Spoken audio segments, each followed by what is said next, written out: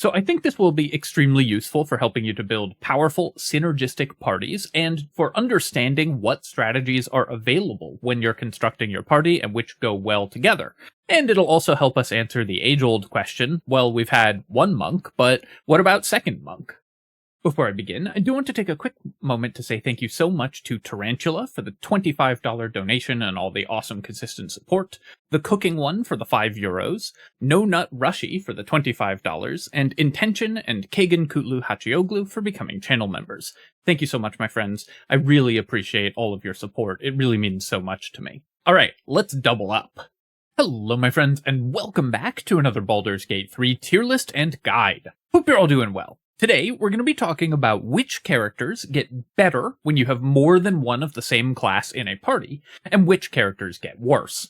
Whether or not you actually intend to build a party with more than one of the same character in it, I think that this is a really interesting discussion to have, because we're going to be talking about which strategies in Baldur's Gate 3 get stronger when you invest really heavily into them, and which strategies are meant to complement other parts of your party that are doing other things. So let's talk a little bit about how we're going to be rating these characters. When you're considering whether a character gets better in multiples or not, there's a couple things we need to take into account. First is versatility. Can they cover the situations that you need covered? A party of all clerics, for example, would have a really hard time picking locks because they don't get sleight of hand as a class skill. So you would have a much harder time in situations where you needed to pick locks or disarm traps. That's true even if it's not like a monoclass party. Doubling up on a character can make it harder to deal with certain situations. Next is gear dependency. Some characters are really gear dependent, and maybe they demand gear that there isn't a lot of in the game. If there was only one good bow in the entirety of Baldur's Gate 3, you wouldn't want more than one archer. So there are classes that will suffer just by not being able to equip them all with optimal items if you have more than one of them. Lastly is the thing that they do something that gets better when you do more of it? Damage is always relevant, so a party that's composed of all damage dealers will always be able to do something in combat. Healing, for example, though, isn't always relevant, because when your party is at full health, you don't need to heal at all. So doubling up on damage is always going to make your party better at something. Doubling up on healing won't necessarily improve your party's ability to heal, because there's a maximum amount of health that your party has. For the tiers, I'm going to be considering these characters relative to their normal strength, so you're going to see some characters that are very strong show up lower on this tier list because they get worse in multiples, and some characters that are weaker show up high on the tier list because they get better in multiples. I'm also using the subclass tier list. Mostly, it's going to be the same for each subclass within a class, but there's some exceptions, so I'll mostly be talking about, like, all barbarians as a class, but if there's one barbarian subclass that particularly differs when you double up on it, then I'll mention it specifically and move it. For the tiers, rather than using S through D tier or whatever, I am going with characters in the top tier break the game. The thing that they do when you do too much of it will just end encounters before they begin or prevent enemies from being able to act in some way. So this is always going to be an extremely powerful combination when you double up on those characters. Some characters just get stronger in multiples because they have a powerful effect that you want more of and don't conflict particularly for gear or anything. Some characters, it doesn't really matter if you double up on their strategy. Some get slightly weaker, and these are generally going to be ones where there's maybe like the second or third best set of gear for that type of character isn't very good, so those characters will struggle to outfit in a party with more than one of them in it, or doubling up on their strategy is a little bit weaker. And some characters get much weaker because the thing that they do is something that you really only need one of in a party, and either it will prevent the other party members from acting, or prevent the other copies of that character from doing their thing because you'll already have done it, or it just doesn't have additional impact when you have more characters doing it. So that's how we're going to be ranking the characters as we go through. So let's talk Barbarians. Barbarians are going to do two things for most parties. They're going to tank and they're going to do damage. Damage is always good to double up on or triple or quadruple up on, because not only is it typically the most important thing that you're doing in Baldur's Gate 3, it also scales really well with more damage. Having more damage in your party means that you are more likely to remove an enemy by doing enough damage to kill them, and each enemy that you kill makes each subsequent enemy that you kill better. The fewer enemies there are in an encounter, the more the higher a percentage of the remaining enemies in the encounter removing an additional enemy represents. So as you kill enemies, killing each subsequent enemy becomes better and better in terms of reducing the threat level in an encounter. So as you have more damage, each point of additional damage that your party is capable of doing is better than the previous point of damage that you were able to do, because it represents a higher percentage of the total hit points that you have to get through before you remove an enemy or win the encounter outright. Tanking is also something that gets a little bit better in multiples, in particular tanking the way Barbarians do it through damage resistance, because when there are more enemies in an encounter, or when you have more tanks in an encounter, enemies have fewer targets that they can hit where they will do appreciable amounts of damage. So if you have like multiple Bearheart Barbarians, and then enemies will not be easily able to target a character who doesn't have damage resistance, and so the total incoming damage to your party is going to be decreased by having multiple barbarians, both because you're killing enemies faster thanks to having more damage, and because you're able to resist incoming damage more effectively the more characters in your party have resistances. However, there's a couple things that hold barbarians back from just being purely stronger when you double up on barbarians. Firstly, they tend to be melee. Having more than one melee character in a party, or having a party that's all melee, does reduce your options in combat in several pretty important ways. Firstly, it makes it harder to split your party members apart while still positioning them where they can do damage. If all of your party members have to group around an enemy to attack them, it makes you much more vulnerable to AoE spells and effects, because you're going to be standing closer together, necessarily, and it makes it harder for you to hit the priority targets, especially because as you get more and more melee characters in a party, it can become harder to equip them all with good sources of mobility. There are some Misty Step items available in the game to help you solve this problem, but the more melee party members you have, the higher in demand items like that become, and sources of mobility become, and the harder it can be to position your party such that they're able to easily attack the most important enemies in an encounter. There's some encounters also where enemies start really far away. Having a ranged character to allow you to attack on the first turn can be the difference between doing nothing and being able to actually do damage on the first turn of combat. Barbarians also, because they're all melee, do conflict a little bit for gear. I know there's throwing barbarians, I'll talk about that in a second. Do conflict a little bit for gear.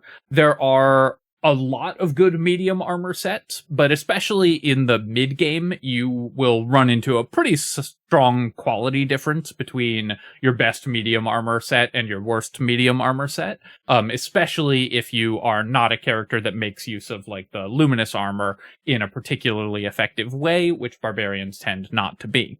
Also, the best melee weapons in the game are better than the second and third best melee weapons by fairly significant margins, and this is especially true in the end game. So you will sacrifice a little bit of gear quality when you have lots and lots of melee characters that need weapons in order to attack. So barbarians do have some problems with gear, they have some problems with versatility. You can build a charismatic or dexterity-based barbarian, but probably they're not going to be contributing skills to your party, so you're going to struggle a little bit with skills as you double up on barbarians. But most importantly, you're going to be making your party a little more vulnerable to AoE spells and making it a little harder to focus your damage on the most important targets when you have lots of melee characters in a party. They can also run into problems with rest dependency. Barbarians are a lot weaker without rage. Obviously, they can still fight without it, but the more characters you have that need a resource in order to fight at their highest effectiveness in a party, the less able you are to take fights even when you're out of that resource. If your barbarians are all out of rage, you probably are going to want to rest, whereas if you just have one barbarian, maybe you can take a couple fights without raging on that character, because your other party members are picking up the slack. So there is a little bit of extra rest dependency baked into having multiple barbarians in a party.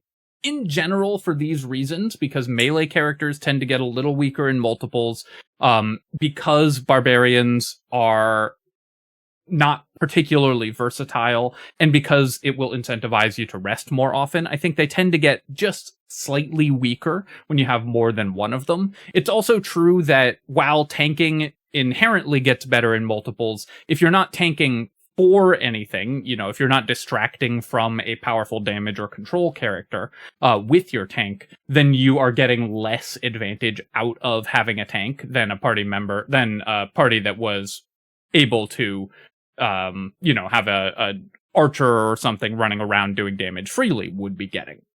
For that reason, I'm going to say that Berserker Barbarians and Wildheart Barbarians get slightly weaker when taken in multiples, unless the Berserker Barbarian is a throwing build. Throwing builds obviously don't suffer from the melee issues, and so Giant Barbarians, I think, actually get a little bit stronger in multiples, especially because they're also much less gear dependent because they can turn any weapon into a throwing weapon. And Wild Barbarians get much weaker, or Wild Magic Barbarians, get much weaker in multiples because not only do they have all of the issues with all being melee that other Wildheart Barbarians have, they also will tend to interfere with one another, because you don't want, when you have a Wildheart Barbarian, you want them to fight further away from their allies in general. When all of your party members have that positioning requirement, it's going to make it much, much harder to position your characters in combat, especially because it directly conflicts with the positioning requirements of a melee character. So Barbarians have a little bit of variance here, but throwing builds will tend to get stronger because you can easily focus damage. Melee builds will tend to get weaker, and Wild Magic Barbarians will be much weaker. Bard. Okay, so Bards have some strengths when you double up on them. In particular, Bards are very versatile with lots of skill access, so you'll still be able to cover pretty much any out-of-combat situation, no matter how many Bards you have in your party. However, there are some things about Bards that really hurt them when you double up on Bards. In particular, Bards do a lot less damage than most other characters. Their spell list is not typically damage-oriented, and it tends to be fairly specialized, which, while that's fine when you only have one Bard in your party, you can take a bunch of spells that are only useful in certain encounters. When you have, and then just use the right one for that encounter, when you have a lot of Bards in your party, that becomes harder to do. And characters that are specialized into certain types of encounters may not have the right tools, depending on the situation that you find yourself in, because the spells are specialized rather than generalized. A damage spell is always going to be good because pretty much every encounter you need to do damage to an enemy. But a control spell or a utility spell may not be good in a given encounter if enemies are immune to that type of control, or if enemies are or if the utility isn't relevant for that type of encounter. And since Bards tend to have support, control, and utility spells, there are often scenarios where those spells are not good, and having doubled up on that type of spell access is going to make it harder to have relevant things to do in every encounter. Support characters, like Bards, also will tend to get weaker in multiples because you need something to support. The reason that you have a support character is to enable your damage dealers or your control casters to do things more effectively. So obviously Bards can still fill those roles, but their supporting abilities will tend to lose strength the fewer good targets there are to use supporting abilities like Inspiration or like Mantle of Inspiration, etc., or Valor Bard's Combat Inspiration on. So that will tend to hold Bards back when they're in multiples as well. Gear dependency can also be an issue for Bards. While Bards mostly don't need specific kinds of gear and can get away with having less gear dependency than most other characters, there are some conflicts when you have more than one of them that can become issues. Light armor sets in Baldur's Gate 3 are at a premium, so characters, because there's just not many good light armor sets, so characters that require light armor can often struggle to outfit more than one of them. There's pretty much two reasonable endgame light armor sets, and one of them is the ballast armor, which you only get given certain story actions. So having multiple characters that want light armor in the end game means some of them are going to be in robes. You're going to struggle to outfit them with appropriate light armor gear.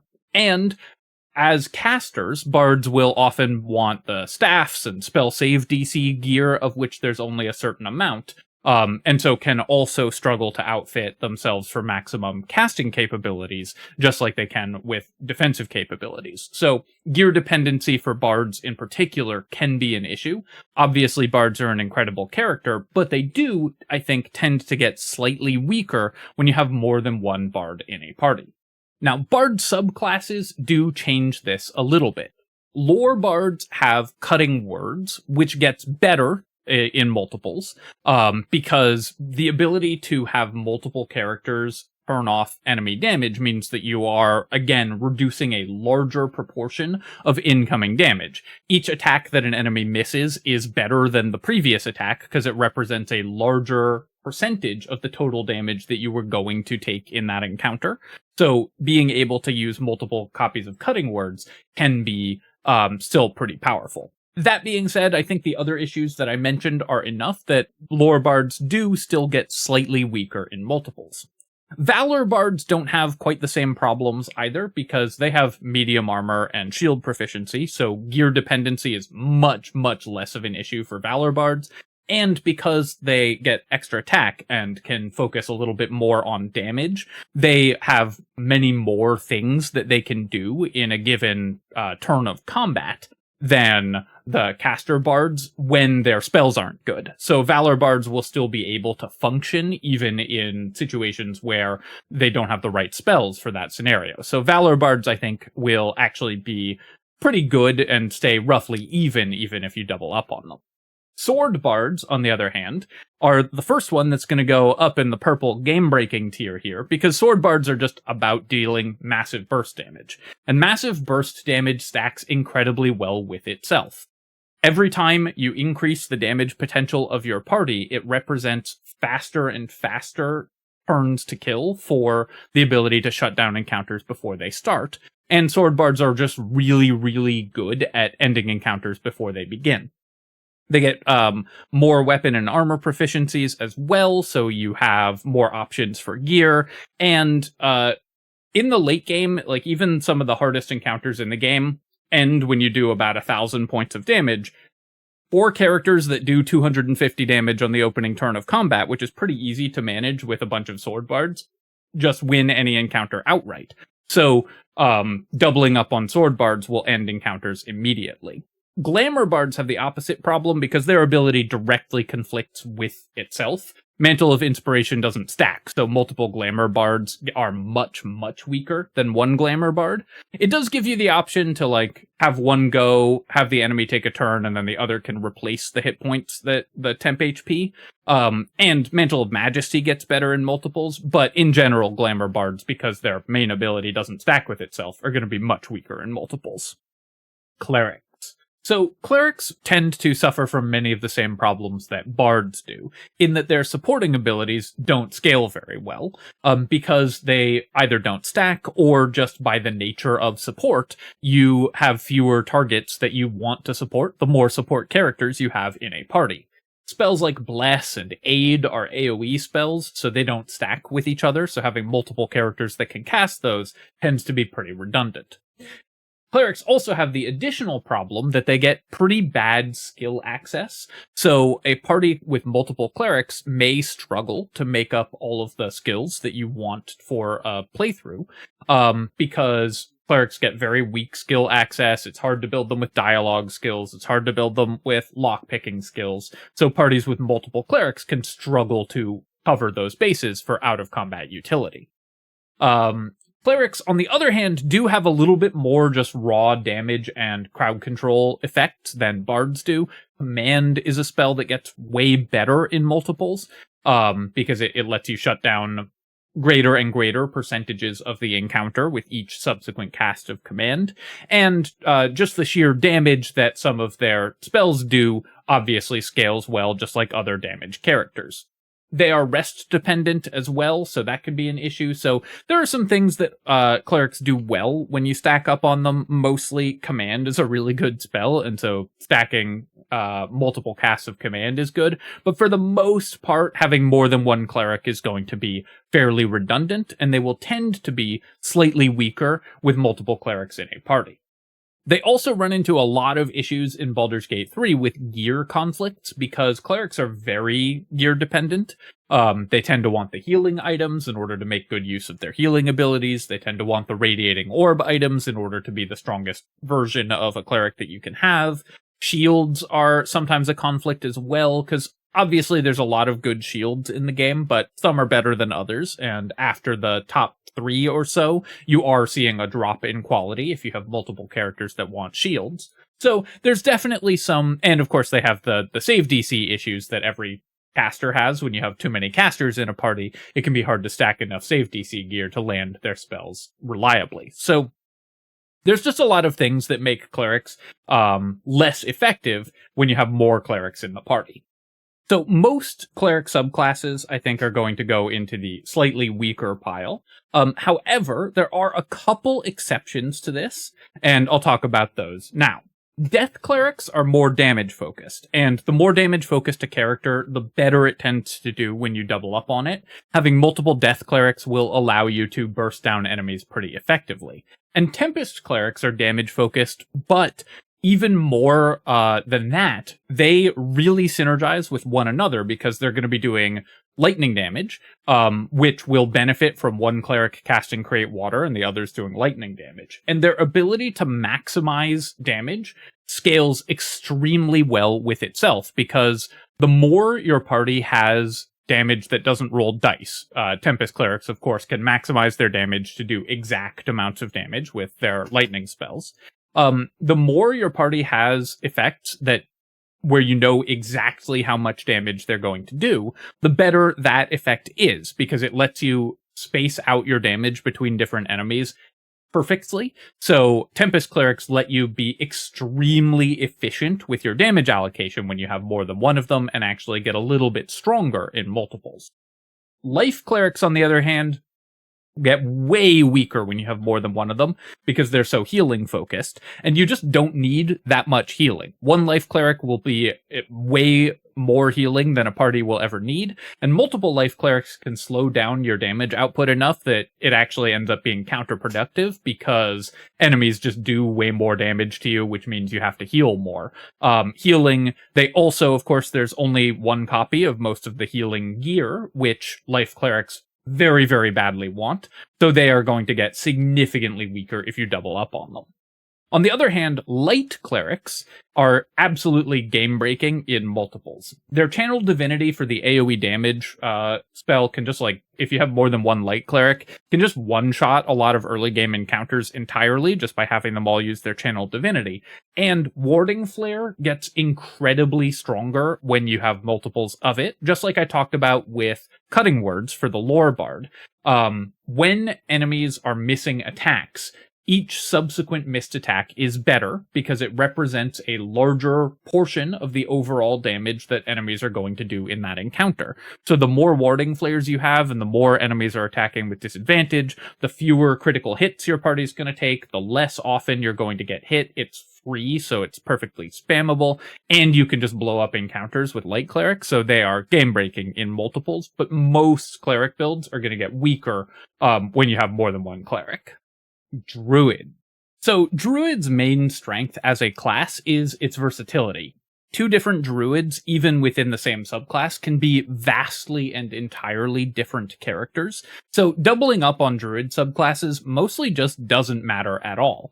The one downside is that druids' skill access isn't incredible, so a party with lots of druids may struggle with locks and with conversations, but druids are so easily built in so many different ways that you can have a party of all druids or with 2 or 3 druids, and it will still be just as effective as if you only had one. For the most part, druids have tools for support, they have tools for damage, they have tools for tanking. You can build melee characters, you can build ranged characters, you can build spellcasters. All of those can all come from the same chassis when you're playing a druid. And their spell list is both very versatile and very powerful. They have generically powerful spells that do well in any combat, and they have utility spells and specific spells that do well in specific encounters. So it's very easy to structure a party with multiple druids in it to be able to succeed just as well, no matter how many druids you have or don't have. That's part of why I think the Baldur's Gate 3 developers were comfortable giving us 2 druid characters as companions, because you can build them completely differently and still end up with quite different builds in practice, despite them both being the same class. Druids also don't have any issues with gear dependency, really, because a lot of druid builds just don't need gear at all if you're wild shaping, and they have medium armor and shield proficiency, so you can outfit them in a lot of the best and most prevalent gear in the game. Spell save DC gear can be an issue, and initiative gear can be an issue. Depending on how you're building your druids, you may run into some redundancies there, but for the most part, just having multiple druids in your party will not affect how you're constructing your party significantly at all, and they're all going to go in the even tier. However, there is one exception, which is star druids, for the same reason as cutting words and warding flare get better in multiples. Omens also get better in multiples, and star druids also have a lot of burst damage. Their damage forms and the guiding bolts that they get stack really well for removing enemies from combat very quickly. So star druids, I think, do tend to get very slightly stronger in multiples. For the most part, though, druids are a versatile enough character that they simply don't care one way or the other if you have more than one of them. Fighters. So, fighters, of course, are typically going to be melee characters using heavy armor and large weapons, and heavy armor is at something of a premium in Baldur's Gate 3. Definitely the difference between the best heavy armor sets and the second and third best heavy armor sets, and available especially early in the game, but even later in the game, is very significant. Now, you can use medium armor, but it does mean that you might be compromising on the gear for some of your fighter characters. Melee characters do suffer for the reasons already discussed, because it forces you to cluster your party members, and maybe you don't have an easy way to get to enemies. And because fighters are less mobile than a lot of the other melee characters, barbarians have fast movements, so do monks. Rogues can bonus action dash and stuff. They will suffer a little bit more from that.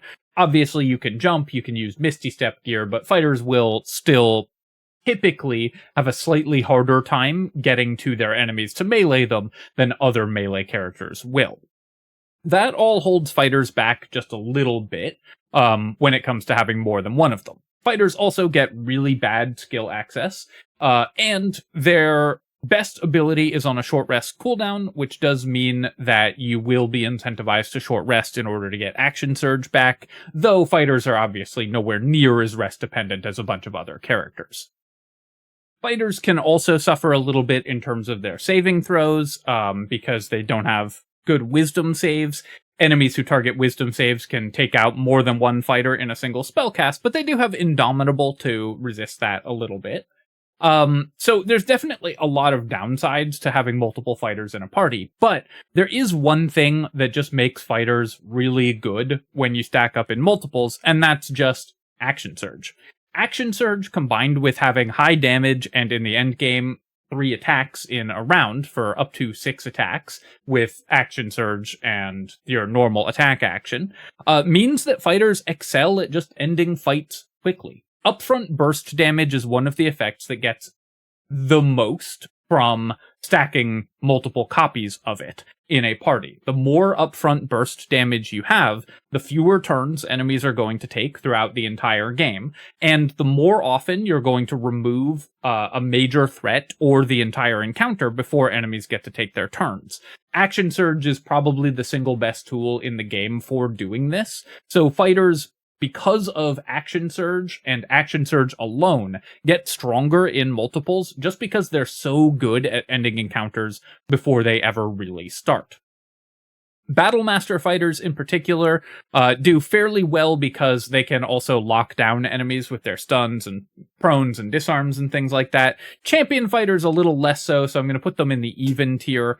Eldritch Knight fighters do get a little bit better in multiples, especially if they are throwing weapon Eldritch Knight fighters, which have many fewer of the downsides than all of the other characters. A little bit more gear dependency, but obviously aren't melee, so are going to get much stronger in multiples.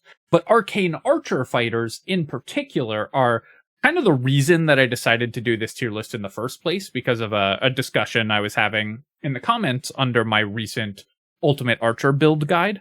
Arcane archers may be the single character in the game that benefits the most from having more than one of them.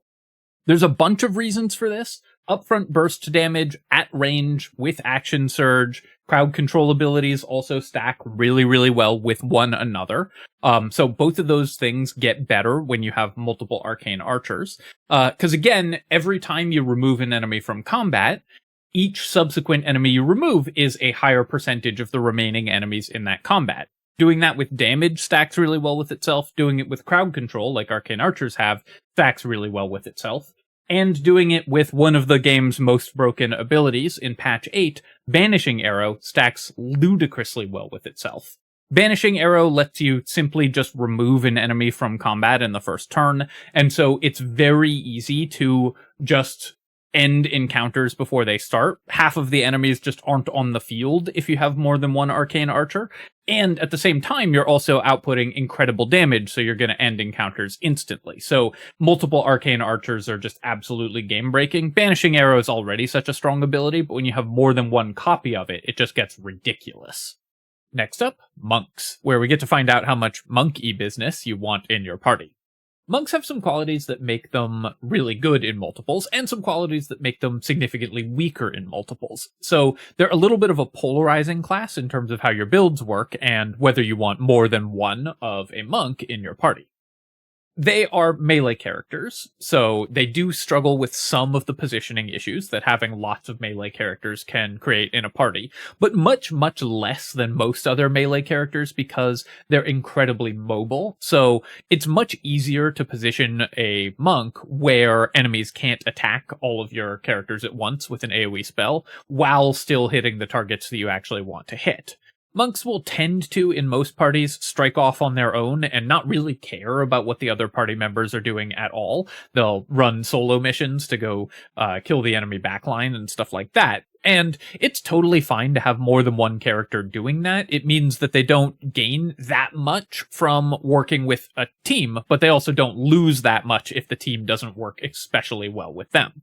There are some downsides, though. Monks are extremely squishy in general, or not extremely, but squishier than most other melee characters. They have lower hit points, and they'll tend to have pretty low armor class, especially if you have more than one monk in your party, because the way to get your monks to catch up in armor class values to other melee characters is with the enchanted AC items, and there's only so many of those. So if you have more than one monk, then your party is probably going to have relatively low hit point totals and relatively low armor class, which can make you vulnerable.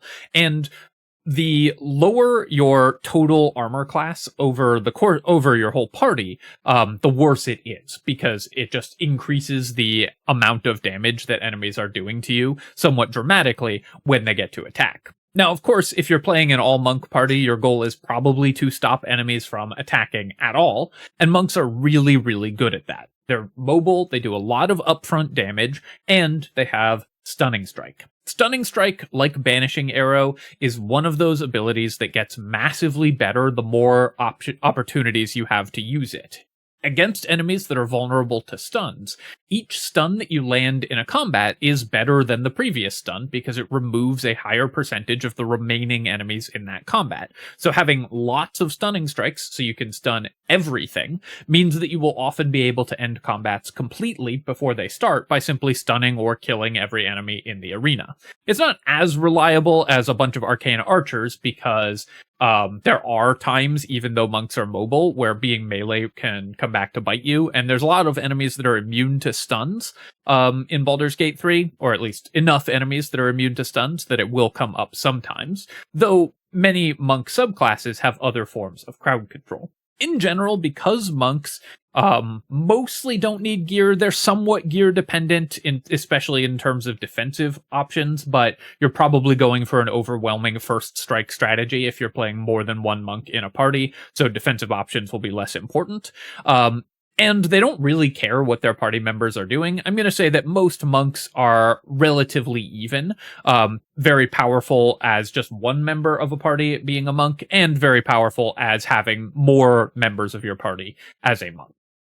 The one exception is, of course, open hand monks, because not only do they have all of the burst damage and upfront damage that monks get, they do more damage than the other monk subclasses, so they're stacking even more upfront burst damage, and they have more crowd control. So when you stack all of that together and have more than one character, it's very hard for a party with multiple open hand monks to have enemies take actions at all.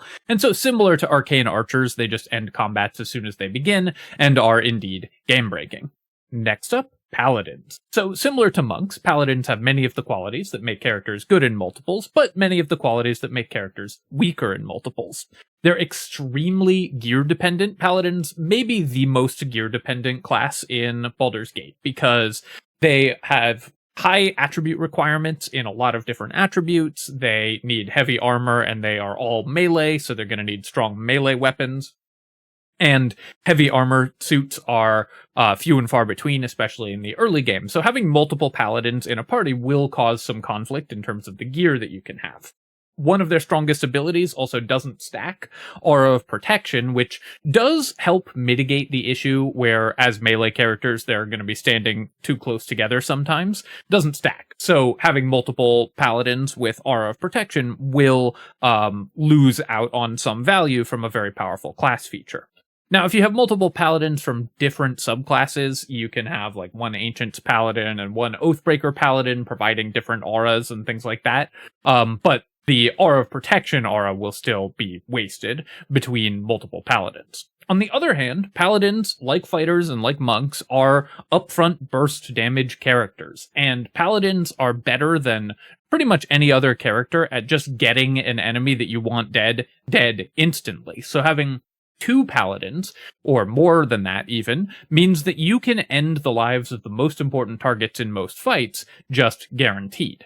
The downside here is that because paladin smites cost spells, and they have relatively limited spell slots, this is a long rest resource that you're going to be expending pretty frequently. When there's only one paladin in your party, you can get away with saving your smites for really important targets or really key fights, and stretch out the longevity of that character over the course of the day. But if you're relying on multiple paladins to be your main damage source, you're going to be using a lot of smites, which is going to force you to rest pretty frequently. At the end of the day, most things about paladins make them a little bit weaker when used in multiples. They're gear dependent, they're melee, they use heavy armor, which is a little harder to come by, and they're long rest dependent, so they're going to force you to rest more often. However, it is true that the ability to quadruple smite and just delete one enemy is very powerful. But you could just combine your paladin with any other damage class to achieve more or less the same thing without introducing the issues that you get from having more than one paladin. So I think overall paladins are slightly weaker, and I want to say very slightly weaker. I debated a bit between putting them in the even tier or the slightly weaker tier, but I do think that there's just enough that makes them a little awkward to use in multiples that I'm going to say that they are slightly weaker. I also don't think there's any paladin subclasses that significantly change this, so all 5 paladin subclasses are going to go in slightly weaker. Though I think you could put them in the even tier, and I wouldn't lose any sleep over it. Next up, Rangers. So Rangers will tend to be archers. Not all Ranger builds are archer builds, but in general, they're going to be more ranged oriented. And ranged characters get better in multiples because it makes it easier for you to focus your damage on the targets that you want. Rangers are typically damage-oriented characters as well, which, as we've discussed many times, get stronger in multiples because as you focus that damage on enemies, it becomes more and more likely for those enemies to die. Rangers also don't come with a lot of the weaknesses of other damage-oriented characters because they are very defensively powerful and very gear-independent. Because Rangers have just naturally high armor class, thanks to their typically being dexterity builds, they've got good hit points and they have a bunch of damage resistances, as well as some extra mobility tools. They don't have as many as some other characters, but they do have some extra ways to move around. They will be very resilient, so there will not be a weak point in your party if you have multiple rangers, because the rangers themselves will always be pretty powerful. If you have a build entirely composed of rangers, it's very easy to spread them out so that the enemies cannot ever hit more than one of them with a spell. And even if they do, you've got all the natural damage resistances to elemental damage that makes that significantly less dangerous. Rangers have often good bonuses to saving throws, and will have high initiative due to being dexterity-based characters. So there's just a lot of stuff that works really well when you put all these characters together. Winning initiative and volleying down the most important enemies on the field with a hail of arrows is just a powerful strategy, and with a ranger, it mostly comes with no downsides. They're also, of course, as dex characters, able to handle a lot of out-of-combat stuff. You can stealth, you can pick locks. You can't really do dialogue skills very easily with them, but that's more or less the only thing that they don't bring in terms of out-of-combat utility to the party, so there's no particular weaknesses there. So Rangers, despite being not a terribly versatile class, they have one role that they want to fill, they do manage to cover enough bases that that role just being filled extremely well ends up being a very powerful tool for your party. There are also enough good bows in the game, even relatively early, that you'll be able to equip a party with multiple archers in it pretty easily. Right at the beginning of the game, it can be a little challenging, but because some archers will use hand crossbows and some will use bows, because there are bows that provide crowd control and debuffs, like Herald or the Bow of the Banshee, it gives you a little more tactical optionality as well, and because they don't otherwise need any items other than just a good bow, there will be very few conflicts. For all of those reasons, I'm going to say that Rangers, in general, are slightly stronger when used in multiples, because the ability to just focus enemies down is always powerful, and a damage-oriented character without too many weaknesses or downsides is going to do really well when you just stack up more of those characters, means fewer failure points and more possibilities for success. The exception to this is Gloomstalker Rangers, because Gloomstalkers are the upfront damage ranger. They get bonus attacks in the first round of combat, and they get bonuses to their initiative, as well as just a bunch of other tools. And the ability to just annihilate enemies on the first turn of combats by making so many attacks that nothing can survive it is, of course, incredible. So Gloomstalker Rangers, similar to Arcane Archers and other upfront damage-focused characters with huge bonuses to doing that well, are pretty game-breaking in multiples. Having more than one Gloomstalker Ranger in a party means that you just never have to face like half of the enemies in the game at minimum, so you end up just making the game vastly easier. Next up, Rogues. So at first glance, Rogues are quite similar to Rangers, in that they're a damage-focused class with a lot of mobility, they can be ranged, so you can easily focus down enemies, and they have really good defensive tools, especially if you're playing more monoclass Rogues. They will level up and get evasion and uncanny dodge and be able to defend themselves, and if you're multi-classing them, then they can get defensive tools from other classes. However, because Rogues don't naturally get extra attack, Rogue builds that are heavily invested in Rogue will tend to be lower damage than builds for other martial characters, and their damage source, sneak attack, is something that's a little bit situational, and gets worse when you have multiple rogues on the field. Rogues rely on having a melee ally usually in order to make it easy to trigger sneak attack, and so if you have multiple ranged rogues, that can be difficult, or if you have to leave your melee rogue in base contact with an enemy, then it can put them at unnecessary risk. So there are some downsides to having multiple rogues, because if they have to ever trigger sneak attack for one another by being the source of threaten, then it can force you to put your characters in undesirable locations, or just be harder to trigger that effect without an ally who just wants to run up to an enemy and stand there. Rogues also, because they have lower sustained damage than other martial characters, a party with multiple rogues in it can start to run into damage issues. It's not as severe as if you have multiple bards, but it can still be an issue where your rogues are just not providing enough damage output to kill enemies quickly enough, and so even though they provide a lot of tricks and out-of-combat utility, you're still going to end up taking more damage in return because enemies are just living longer. A lot of what rogues do also has some interesting interactions with the AI, and might be counterproductive. If you are hiding with multiple characters in your party, then the enemies are going to focus all of their damage on any character that's not hiding. Whether that's if you're an all rogue party, then any rogue that ends its turn not hiding is probably just going to get obliterated because they have relatively low hit points. And if you have multiple rogues in a party, it means that you're focusing your damage on other characters. There's ways that you can manipulate this. Having a party of stealth characters plus an abjuration wizard can cause enemies to skip their turns or focus damage on the abjuration wizard, who you don't care if they get hit. But in general, it's going to be a little harder to spread damage evenly out across your team, which you usually want to do in Baldur's Gate because characters don't lose effectiveness as they take damage, so spreading out the damage means that you stay fighting for longer. Rogues also, one of the main things that they provide to a party is great skill access, but you don't really need more than one rogue to do that. Once you have one expert lockpicking character, having a second expert lockpicking character isn't that important. And the same character can have expertise in persuasion and sleight of hand and provide all of the skills that you really need in Baldur's Gate. In a single character. So you end up with some redundant stuff outside of combat when you double up on rogues. Because of their relatively low damage and the fact that they're doubling up on a lot of things that you don't really need more than one copy of, rogues, I think, tend to get slightly weaker in multiples, though there's some exceptions based on the subclass. That's true for arcane tricksters, and it's true for thief rogues.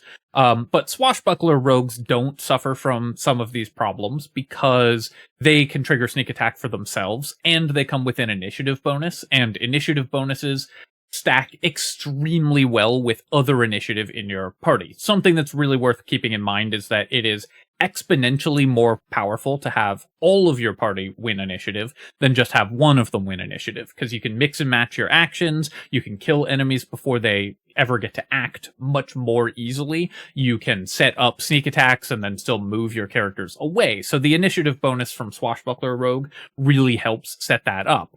And they don't need an ally to trigger sneak attack. They just get it if the enemy is isolated at all. So swashbuckler rogues don't really suffer from being in multiples, and I'm going to put them in even.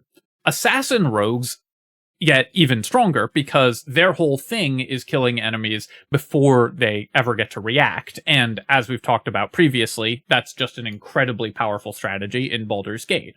A team of 4 assassin rogues hiding and getting automatic critical hits and then multiple attacks in the first round of combat because they refresh their action as they enter combat means that you are just going to one-shot encounters very, very easily. You don't have to worry about having an ally trigger sneak attack because you'll usually do it from hiding. So assassin rogues with their automatic criticals and extra actions are similar to Gloomstalkers or Arcane Archers, just a game-breaking volley of arrows that annihilates enemies before they ever get to go.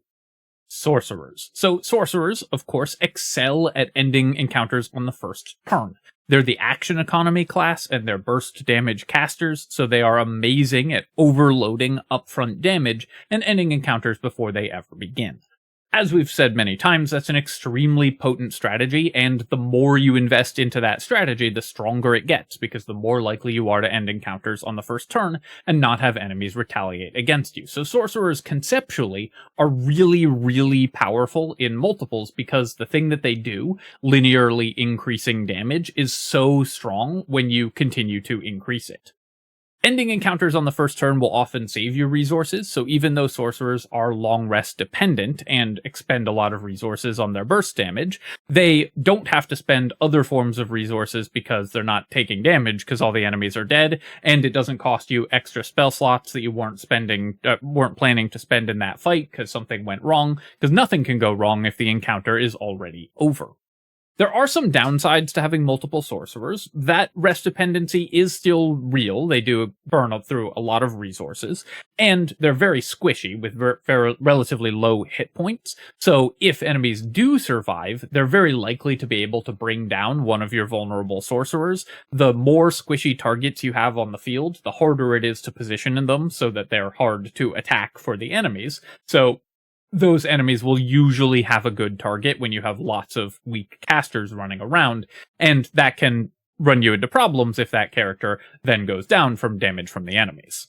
Like other casters, they can also run into some gear dependency issues. There's only so many save DC items in the game, though because a lot of their spells are going to be damage spells, which enemies still take damage even if they save, typically. And also, you get so many tries because of Quicken Spell and because of effects like Haste, that you will usually be able to drop enemies even if they make their first couple saves. So save DCs aren't as important for Sorcerers as they are for other casters, because you just get more dice that the enemy has to roll. For that reason, Sorcerers, just the incredible upfront burst damage that Sorcerers provide, is game-breakingly powerful in multiples. Having 2 Sorcerers in your party also means that your party can be full-time hasted. Having 4 Sorcerers can be a little bit more challenging, but even then, it's still just ridiculous. So I'm going to put both Draconic and Storm Sorcerer as game-breaking characters. Now, Wild Magic Sorcerer is a little bit weirder because Wild Magic Sorcerer comes with a lot of positioning requirements, and those get harder the more you have. When you have to spread out your characters a lot to avoid blowing each other up with the wild magic effects, and when you add more and more randomness by having more wild magic sorcerers, things do get harder, but they still have all the other advantages that sorcerers have. And the positioning requirements for wild magic sorcerers aren't that bad, because casters you typically want to spread out pretty wide anyways, so it's fine. I'm going to put them in the even tier with wild magic sorcerers, because they still get a bunch of edges, but things are a little bit harder for them in terms of their positioning. Shadow magic sorcerers have one significant issue, which is that the dark vision, which is a major point in favor of shadow magic sorcerers, is based on actually casting their darkness spell. They don't get it passively. So multiple shadow magic sorcerers can really suffer because only one of them will have dark vision at a time. There's lots of ways to get around this, though, with blindness immunity items, so I don't think it's a significant issue, but it is a real issue for the characters. Also, they're just slightly less burst damage oriented than other sorcerers, so I'm going to say that they also are relatively even in multiples, because the upsides are somewhat tempered by the downsides, but sorcerers in general in multiples are just incredibly strong. Warlocks. So Warlocks have the opposite thing that Shadow Sorcerer does, because they all naturally come with Dark Vision, and the more characters you have with Dark Vision, or with see-through magical darkness with Devil Sight, the better that effect is. Being able to see through darkness is one of the most powerful things you can do in Baldur's Gate, and you want it on your whole party. So the more Warlocks you have in your party, the easier it is to do that, and the more you get to abuse darkness effects. So inherently, just because of darkness, Warlocks stack really well together, because it lets you abuse that extremely powerful strategy much more easily. Warlocks also don't have a lot of the problems that some other casters do. They operate on short rests, so they're still pretty resource dependent, but Warlocks do have Eldritch Blast, so they always have something good to do, and just Eldritch Blasting from 4 different characters will often be enough to kill an enemy. Ranged damage that's powerful and reliable remains extremely strong. Also, because Warlocks come with slightly more proficiencies, they will not have as many gear requirements as other casters, so you will not run into as many gear issues, and Warlocks are just require less gear. The Potent Robe in particular is going to be hotly contested when you have multiple Warlocks in your party, and obviously the one that gets it is going to be much stronger than the others. But even without that item, Warlocks are still really strong, and the ability to use darkness in multiples is excellent. Also, Warlocks have lots of crowd control and can cast high-level spells at the start of combat. And just like damaging enemies, crowd-controlling enemies also scales really well when you can do it more often, because each enemy that you stun or remove from combat in some way represents more of the enemies on the field than the previous one. So having lots of crowd control, having lots of upfront damage, not relying particularly on gear, and having a really, really strong synergy and a linear strategy that gets better the more you invest into it in the form of darkness means that I think Warlocks are generally just much stronger the more Warlocks you have on the field. Hexblade Warlocks add to this because they get to use Resonant Stone shenanigans to break the game. Multiple Hexblade's curses also work well for Hexblade, because no matter the origin of the Hexblade curse, any character with Hexblade's curse will still benefit from it. It's not supposed to work that way, but there is a bug where another Hexblade's curse will still increase the damage of any Hexblade on the field, and they get the darkness shenanigans, and Hexblade is just broken, so obviously more than one Hexblade is game-breaking. And finally, wizards. So, we've already discussed some of the issues that can plague having multiple squishy casters in a party, and wizards will probably suffer from those the most. This character is not based around doing tons of upfront damage, though it can, but is more based around just having the right solution to the problem at any given time. Once you have the perfect solution to a problem, you don't really need that perfect solution twice over. So the thing that wizards give you, which is a tremendous amount of versatility and optionality, is not something that you necessarily need to duplicate. Now, the burst damage spells that they have do get better in multiples, and the crowd control effects that they have do get better in multiples, for the same reason that that's always true. But more than most other casters, wizards do suffer from gear issues, because they really need high save DCs in order to be effective. So having conflicts in terms of the items that you can actually find is also a real issue for wizards. They're also extremely squishy with few defensive tools, and so wizards are going to be probably the most vulnerable type of character to having more than one of them, and having enemies therefore always have a good target. Especially because some of the best defensive options for wizards are items that there's only one of in the game, and you won't be able to put them on multiple wizard characters. There's definitely some upsides. Having extra copies of burst damage spells like Wall of Ice or Chain Lightning can end encounters immediately, and having just more casts of things like Globe of Invulnerability means that you could be more you can use it in more combats. So you can definitely build parties that have multiple wizards in them with very, very powerful strategies. But in general, because wizards are a little bit gear dependent, not very gear dependent, but they want the same gear as other wizards, obviously. And there aren't really good ways to get around that. And because they're squishy, and because they are not so burst damage heavy that they're doubling up on something that just ends encounters immediately, I think wizards mostly get very slightly weaker when you have more than one wizard in a party. Again, this doesn't mean you can't build a party with that setup, but it will, I think, make the wizards shine just a little bit less.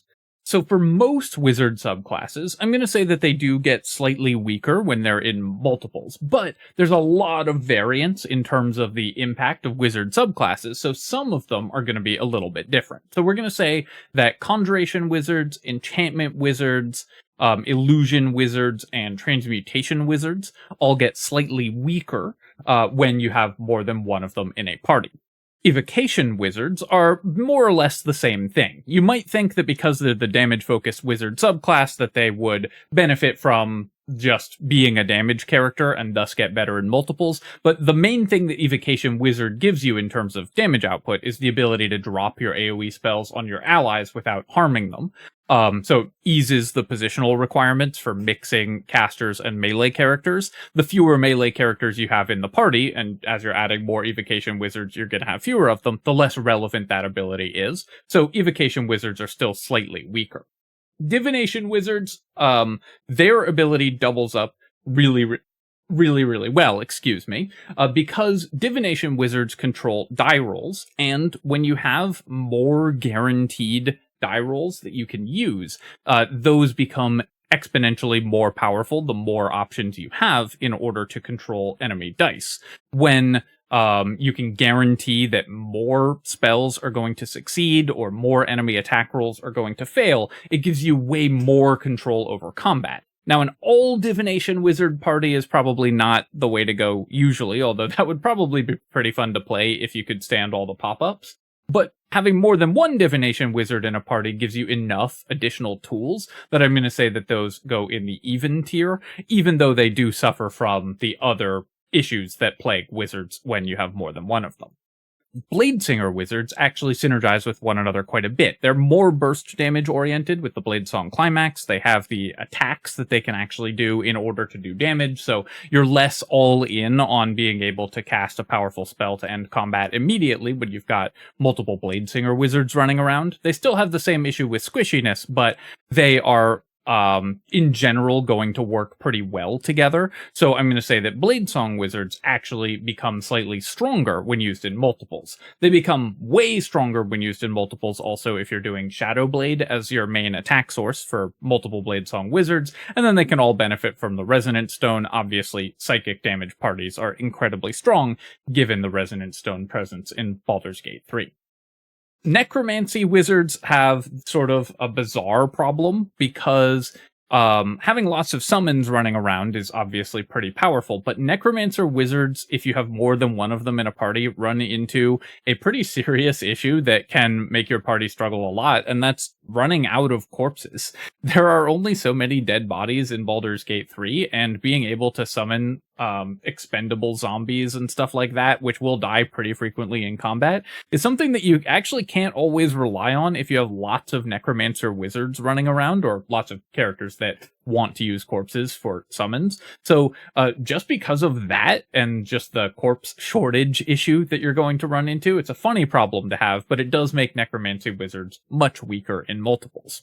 And finally, everyone's favorite character for breaking the game, Abjuration Wizard, does it again. Having more than one Abjuration Wizard, not only are they super powerful on their own, but enemies will simply just not be able to attack anything. If your whole party is Abjuration Wizards, they have no targets that are valuable to hit. Abjuration Wizards in multiples will cause the enemies to simply skip their turn entirely, very frequently, because they will often just not have anything to attack. They aren't gear dependent or anything like that, because all you need to do is just have Armor of Agathis and run around with Arcane Ward up, and you become immune. If your whole party is effectively immune to damage, turns out the game is pretty easy. So Abjuration Wizards, of course, are going in the game-breaking tier, and this is one where they'll literally break the game, as in the AI will stop working at all when you have multiple Abjuration Wizards in a party.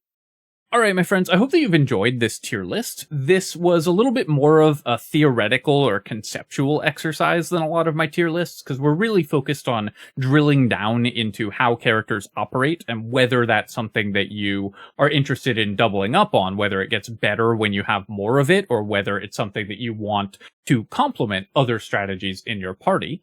And I think that's a way that can be extremely helpful to think about characters that isn't often discussed. I don't think anybody else has done a similar tier list to this as far as I'm aware.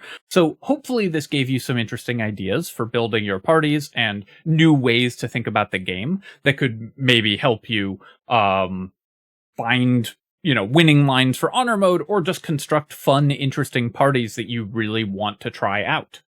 If you have enjoyed the video, of course, feel free to hit like and leave a comment. Those actions help me a ton with the algorithm. And if you think that there's any characters that should be moved around, or anything that I'm missing, or concepts for these characters that you have that would make them stronger or weaker when taken in multiples, definitely let me know in the comments. These are very much jumping off points for discussion, obviously, and there's lots of different ways to build characters, so I'm interested to hear your thoughts. Of course, as always, you can subscribe to my channel for more Baldur's Gate 3 guides and other strategy game analysis.